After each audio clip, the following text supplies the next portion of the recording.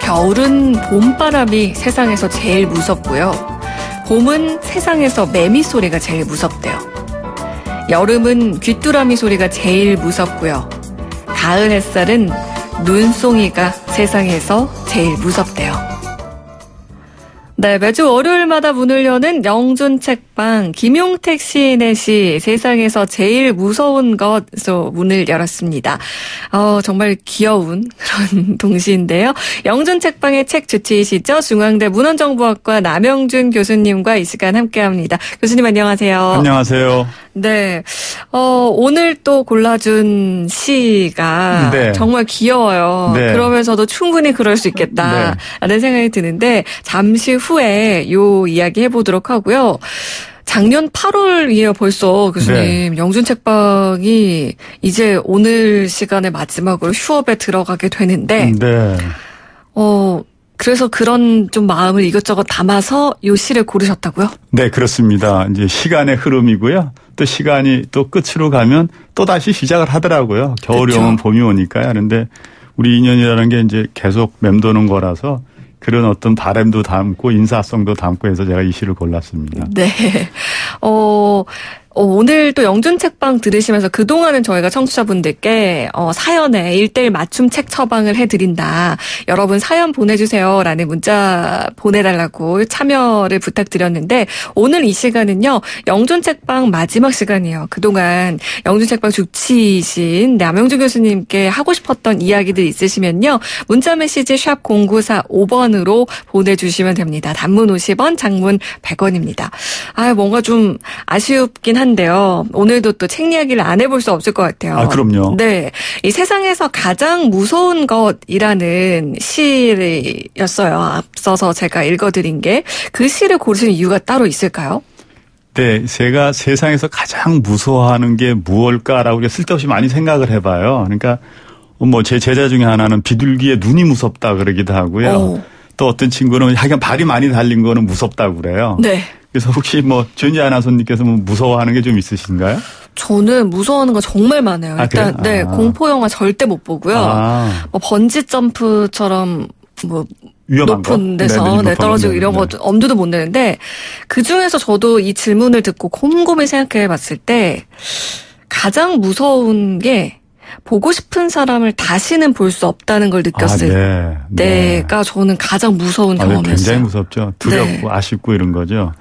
그래서 저도 실은 무섭고 두려운 게 있어요. 그래서 여러 가지 있지만은 그중에 가장 이제 무서운 걸 고르라면 이제 누군가에게 잊혀져 가는 겁니다. 그러니까 저 역시 언젠가는 정년을 이제 맞이하면 동료라든가 이제 제자들이라든가 이제 헤어져야 되잖아요. 그러니까 잊혀지는 거죠. 근데 그게 어쩌면 인간사의 당연한 순리임에도 불구하고 일단 상상만으로도 이제 두려운 것도 사실이에요. 네. 그래서 저는 그 이제 두려움을 이제 희석시키는 방법 중에 하나가 미리미리 이제 준비를 합니다. 제가 예전에 한번 이 방송 영준 책방에서 말씀드렸는데 정년하면 저 난초 분 갈아주겠다. 네. 시계 고쳐주겠다라고 얘기하는 것도 결국은 이제 제가 그런 어떤 상황이 닥쳤을 때 제 이제 그 두려움이라든가 무서움이라든가 이런 것들을 이제 극복하려는 거죠. 네. 그래서 이번 주에 이제 아까 말씀하시는 것대로 두어 달 전에 이제 교수님 이제 우리 영준 책방이 이제 어쩔 수 없이 여러 가지 사정으로 다 아시지만 그래서 이제 한 4월 말쯤 끝날 것 같다. 그래서 미리 제가 이제 준비했던 겁니다. 그래서 제가 이런 거를 이제 동시를 이제 오늘 그다음에 사연도 그다음에 말씀드릴 것도 준비한 겁니다. 네. 미리 또 준비를 하셨다고 하니까 그만큼 더 기대가 되는데요. 사실 그동안 시간 관계상 다 이야기하지 못한 부분들도 준비를 많이 했지만 참 많았었어요. 근데 교수님께서도 어떠세요? 좀 8월부터면 시간이 꽤 흘렀거든요. 꽤 흘렀죠. 9개월 넘었더라고요. 그러니까요.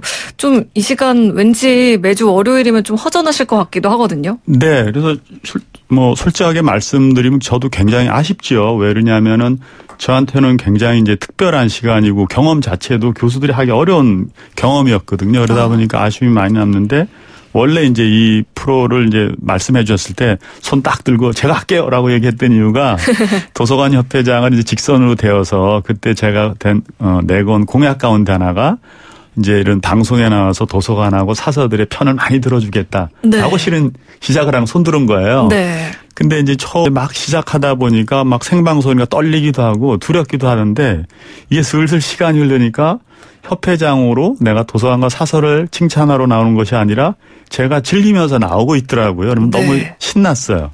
그래서 다른 분들은 이제 주말을 기다린다 그러는데 저는 이제 월요일 날 영준 책방 나오는 걸 실은 기다렸었어요. 그러다 보니까 이제 맨 처음에 이제 제가 떨립니다라고 얘기했더니 우리 아나운서님께서 지나보세요. 금방 매력에 빠지실 거예요. 그러시더라고요. 네. 진짜로 시간이 흐르니까 그런 매력에 이제 빠졌어요. 빠졌는데 네. 어쨌든 뭐 잠시 이제 휴업한다는 건 정해진 것이고 그래서 이때 더 아주 끝에 잘 말씀드려서 제가 우리 애청자님들과 우리 이제 아나운서님 밖에서 도와주신 분들한테 기억에 확 남도록 해야겠다라고 생각해서 준비를 잘해갖고 왔습니다. 네, 오늘 마지막 영준 책방의 주제 더 기대가 되는데 어떤 주제인가요?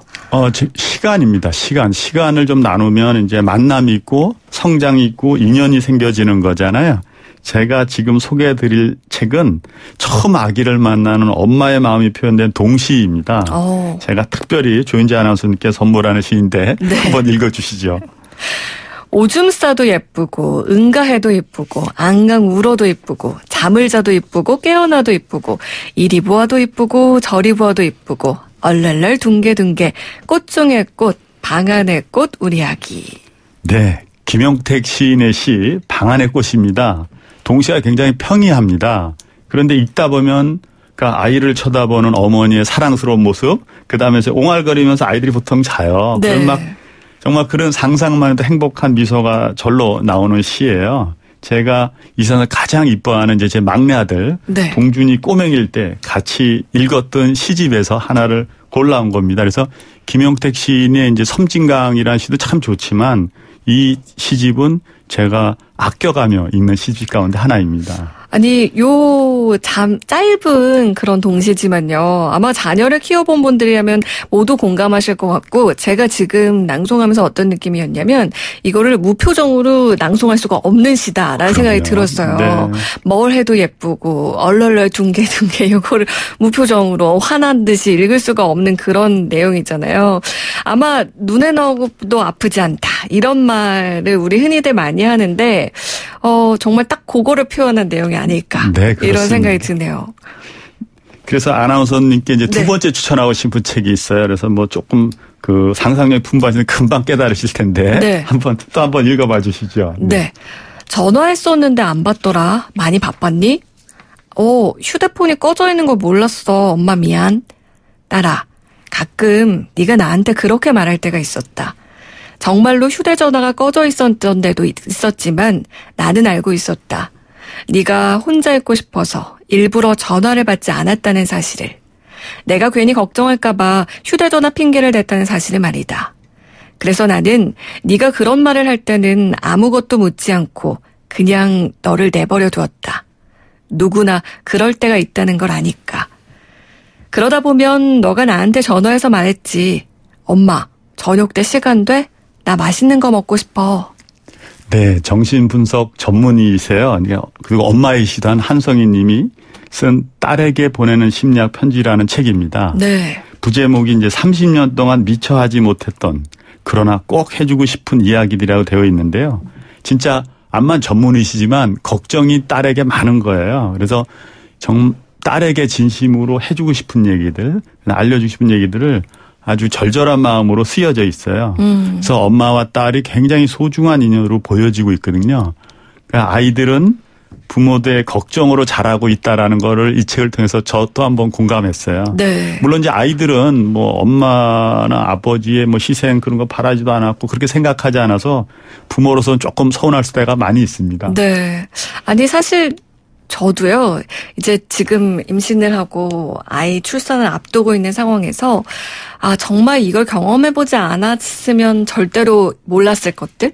공감하지 못했을 것들을 많이 이제 배우고 있는데 사실 이런 글귀를 읽으면서도 옛날에는 자식 입장에서 공감을 더 많이 했었어요. 근데 지금의 상황에서는 이제는 내가 자식이기도 하면서 엄마이기도 하면서 그런 상황이 돼버리다 보니까 좀 더 공감하는 게 달라지더라고요. 그럼요. 네.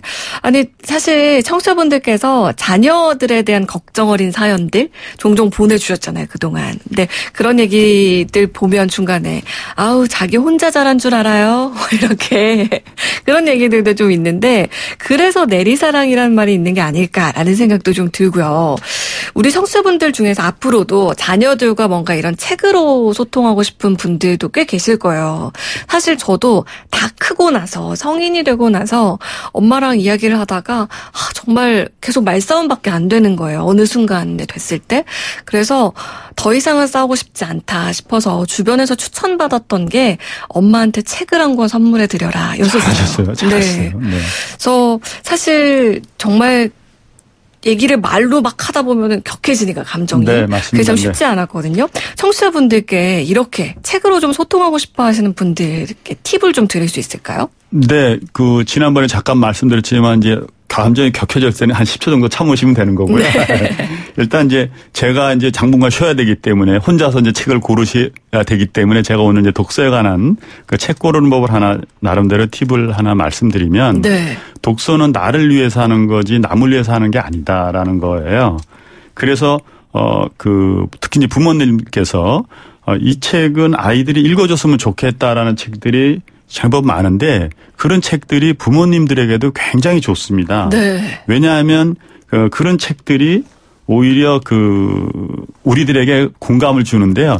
책이 주는 가장 큰 가치가 공감이에요. 그래서 딸을 위해서 책을 한번 읽게 하고 싶다라고 생각하면 역으로 어머니가 그 딸에게 읽히고 싶은 책을 한번 읽어보시면 굉장히 공감되는 부분이 많을 거예요.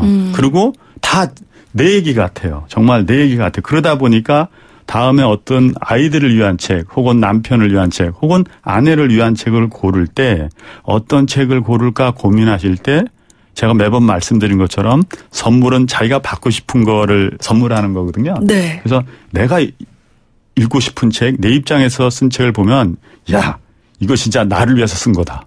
이거 내가 애한테 얘기하고 싶은데 남편한테 얘기해 주고 싶은 건데 이런 것들이 굉장히 많을 거예요. 근데 그런 책들을 고르시는 게 실은 독자 애청자님들께 굉장히 좋은 책이라는 거를 제가 약속드릴 수 있습니다. 네. 이를 통해서 왜 제가 그런 말씀을 드리냐면 그런 책을 읽다 보면은 실제적으로 여유도 생기고 공감대도 생겨요. 그러다 보면 아이들하고 이야기할 때 혹은 남편하고 할 때 아내하고 이야기할 때 공감대의 폭이 커져서 아주 대화가 잘 이루어질 수 있기 때문에 그렇습니다. 네.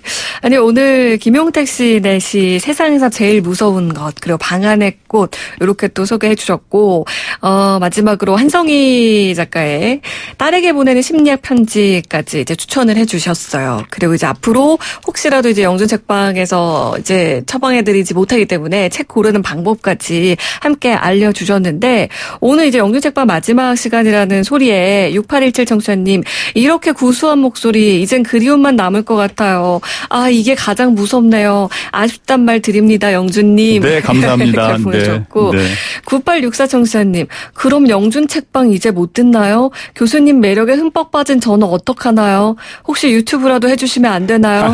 하셨고 오흥진 님도 책방 문 닫는다고요? 그럼 어디로 가야 되나요? 하셨는데 저희가 그동안 방송한 내용은요. 유튜브에서 다시 보기 그리고 다시 듣기로도 하실 수 있고요. 그리고 또 이렇게 아쉬울 때 헤어지는 것도 큰 장점이죠. 그래서 제가 왜냐하면은 제가 오늘 이제 이렇게 좋은 말씀해서 감사하고요. 그래서 저를 잊지 말아줄 다시 한번 말씀드리고 네. 제가 제 마음을 담은 책을 하나 소개해드리려고 합니다. 원래는 이제 조윤지 아나운서께서 읽어주셨는데 마지막이라 제가 좀 읽겠습니다. 네.